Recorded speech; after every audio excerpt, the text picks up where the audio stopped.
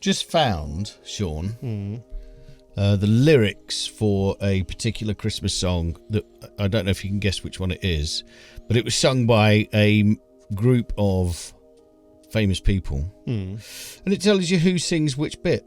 Yep. Which is quite cool. Do you know Paul Young sung the first bit? I do. Oh, do you? Yeah. Oh. I think I know who sang all of it. Okay. Well, so Test me. Paul Young. Yep. It's Christmas time. There's no need to be afraid. That's my Paul Young impression. Very good. At Christmas time, we let in light. I can see Bob Geldof now going, what's going to rhyme with that? We let in light, we banish shade. He didn't write it. Midge Who? wrote it. Midge Ure wrote it. No, Bob Geldof wrote the lyrics. Midge produced it. Have you not watched the thing on Netflix? I did watch it. You did? Yeah, I thought. So then I thought clearly- Midge wrote all of it. Anyway, whatever. So, Okay. so then who sings the next bit? And in our world of plenty, we can spread a smile of joy. Boy George. Yep, good. Yeah. But say a prayer. Pray for the other. That's George a bit, Michael. That's a bit racist, isn't George it? Pray Michael. for the other ones. The whole thing's a bit iffy. Questionable. That. Yeah. Okay. So then we go into there's a world outside your window, and it's a world. That's two different people. There's a world outside your window. Who sings that? So there's is it Tony Hadley and Sting? That's very close. Simon Le Bon and Sting. Simon Le Bon and Sting. That's it. Yeah. Sting and oh shit! I fucking told you that bit. Yep. Okay. But tonight, thank God it's them instead of you. That's Bono, because Bono weren't happy about singing that. Well, tonight, thank God it's them. I've known girls like that. So we anyway, welcome to Is It?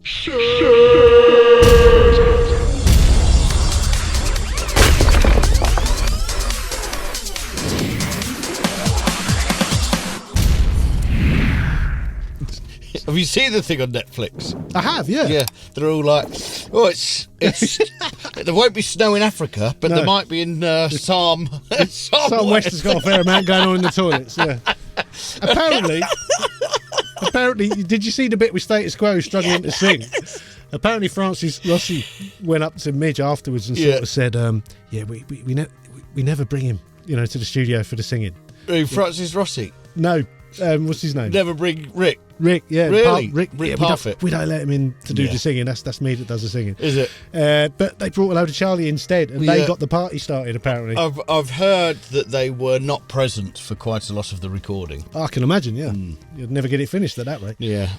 Funny, though. That was a really fascinating thing to watch.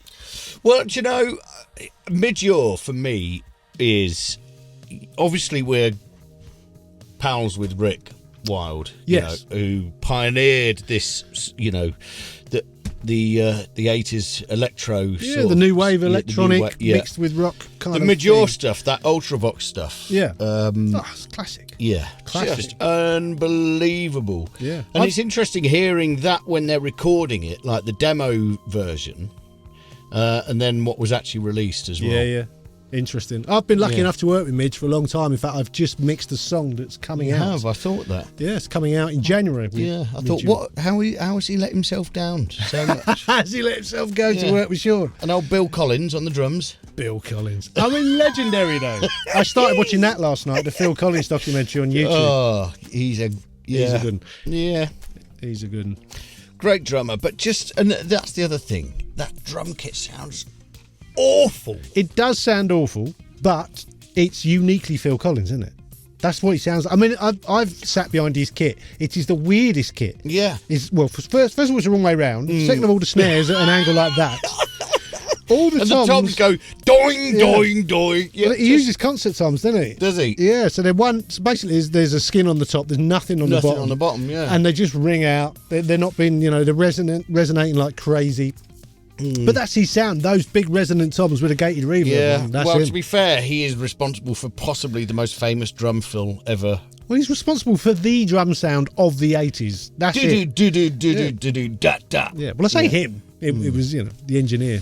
Yeah, he gets a lot of shit, doesn't he? Yes. I know that Nick Beggs is a big advocate of Bill Collins. Yeah, I am. I think he's awesome. Do you? Talented guy, yeah. Yeah, I think he got talented a guy. lot of shit in the 90s. Oasis didn't like him and said some pretty cruel things about him, and a lot of people jumped on the bandwagon. But if you just look at his output, he's songwriter, drummer. I can hear singer. it calling in the... Mate, if I'd just written that one song, that'd be me done. Retire, that's it. I've conquered the 80s. I don't need to do anything else. No, you're right. So You're right. everyone else should shut Yeah. up, I reckon. Okay. Crikey. Goodness You me. included, Mr. Peters. Anyway, Yeah, I can't see anything. Let's... oh, I'm in the Whose studio. idea was that? Sunglasses. How did and this Christmas hat get on my head? Anyway, Yeah. Merry Christmas and all Merry that. Christmas, one and all. Let's do another plug-in review, shall Did we? Phil Collins... Oh, go on. Oh, He played drums on a... he played drums, Yeah, yes. go on. We're going to look today at the Waves IDX, which is intelligent dynamics, apparently using some kind of AI situation. Do you want to know what it is? Not really, but carry on anyway. Oh, you got quite excited about this one. I think you told me to Well, review yeah, it. I did. Because it's all over Instagram and Facebook It is. and what have you. All of those social media type thingies. Yeah. Yeah. So, yeah, I did suggest that we had a look Yeah. because there were people harping on about it. There were people harping on about it. So basically, it's an intelligent dynamics processor. It's a compressor that has AI, and it listens to what you insert it on, decides what kind of compression it needs, frequency dependent, and then does it. And you basically don't have to do too much. You have a button here where you can choose whether you want hard or soft compression. You can adjust the speed, so whether the attack and release are fast or slow. You can decide how much you want to add with the big knob in the middle, as we often see. The wheel underneath it is a tilt. Do you want to tilt it more towards top or bottom? And then you've got an output control. Quick match basically matches input to output level. Gain matching. And then you've got a mix control. So there's not loads. The whole idea is it doesn't give you loads. It does it behind the scenes kind of thing. So I pulled up a mix and I started inserting away, taking off all the dynamics I'd put on and put this on.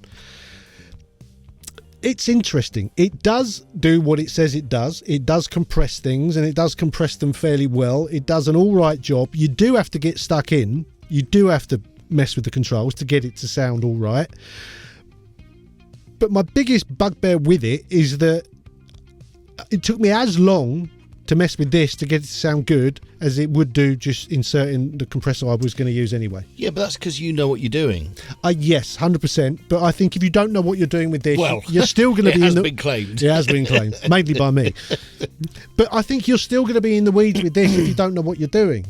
It doesn't do everything for you. You have to decide how much compression, how fast, how slow, hard or soft. You have to adjust the tilt. You can balls it up just as easy with this as you can with any other compressor. I understand the controls are easier to understand and might get there quicker, but I don't think I heard anything that made me go, oh yeah, I'm getting, this is game changing. It's not. What's the AI bit about it then? So the fact that it analyses what's going into it, you don't have to tell it this is drums. Therefore, I'd quite like maybe 2-to-1, but I'd quite like a But you say a you slow still have attack to and a mess with fast it. release. Yes. Yeah, it gives you the option to mess with it. It will do what it thinks, and then you can edit, basically. What are the blue and purple? So this shows you the compression happening. So it shows you what frequency is being compressed. This is basically your 20s. People have been waxing lyrical about it. They have. They think it's the... Hey, look, it's not bad. It does it. It does what it says it's going to do. I just think you need to have a think about, is this for you? Because if you're an engineer that knows how to use a compressor and you have a template and you like to use certain compressors on certain things, this thing is not going to fit in your workflow. It just doesn't make any sense. If you've never mixed anything before in your life and you're a bit scared about what compressor goes where, yeah, this might So speed this things up. comes because we quite often talk about this, don't we? We all, I don't know why, but well, maybe it's me. Always refer to them as drum and bass producers. You do, yeah. Yeah, yeah, It's like that's the only people that are out there. yeah. I sat on Fruity Loops. Yeah. There's a lot of them. FL Studio. Sorry, forgive me. Yep. It's a professional DAW. But so this is aimed essentially at them. You think? I think it's probably aimed at them. It's aimed at people that are not confident that they're making the right decisions with their compressors. Look, I understand that a lot of people I work with, when they're sat next to me who aren't producers or engineers, and they watch me work when I'm compressing something, I've had people say, I can't hear what you're doing, what it's doing. And I get that. If you can't tell what a compressor's doing, if you can't hear it, you can't hear the difference between something compressed and uncompressed, or a fast attack or a slow attack. If you literally can't hear it, then you're going to get stuffed, because you won't know till it's too late that you've ruined your song. Yeah. So this will help you. Okay. So it's a waves thing, because it doesn't look wavesy. No, waves don't really have a look, do they? Everything looks kind of different. I don't know anymore. No. Everything used to look like the R bass and the R Vox, and they go for like packages, don't they? That all look similar, and then this is out on its own, I guess, at the minute. What do you think of the look of it? It doesn't bother me. Quite a lot of modern plugins are looking like this. It's very clean and functional. I don't mind the look of it. They've clearly spent a lot on marketing, I think, because they always do. Yeah. Do you remember what was that tube thing I can't remember what it was called now. There was a tube thing they put out about a year ago, and it was the same. I think they offer some lucrative deals to certain influencers, because everyone was banging on about this plugin last year, about how it was just a saturation plugin. I think BB Tubes was it called, and everyone, honestly, some big names were going, this is amazing, I put this on everything and it makes everything sound better. And I tried it out, and it's just saturation. It's not special. I wonder when we'll be big enough for people to do that to us. Just there's a load of money, just say this is brilliant. Yeah, that'd be nice. We'll ever do that? Well, I would. I'd sell out like a shot. If somebody went, there's X amount of money, just say it's brilliant.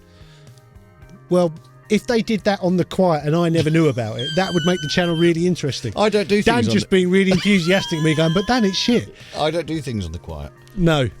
But you don't do things enthusiastically either, so I don't see how that's going to work. You're generally quite grumpy. Oh, my best friend. Okay, so how much does it cost? Well, and is there a demo? So there is a demo, but because of Waves and their new subscription system, if you're not signed up to the Waves subscription system, then there's a free demo, but it has mutes, which are quite annoying, so you can't use it in a mix. They're what? Annoying. Did I fumble a word again? Yeah, I do. It happens. The regular price is $79, which I don't know. That's a bit of a chunk in it. Anyway, right now in the sale, it's $29.99. That $29. Well, yeah. Dollars. So that's cheapity cheap. I think if you're starting out and you think, do you know what, I don't want to mess around for 6 months learning how compressors work, go and get this. You'll get a big leg up. There you go. But you might never learn how a compressor works, which might be a downside. Yeah, go get this. You get a good leg over. I'm not promising that. That doesn't come free with any plugins as far as I know. But as soon as it does, we'll be buying those. We'll be buying them and we'll be telling you all about Damn straight. So, Dr. Vincent. Yes. Is the IDX shit? No, I just don't want it. I don't need it or want it. You don't need it or want it. But there's people out there who will need it and want it. And like getting your leg over. Innuendo. Oh my God.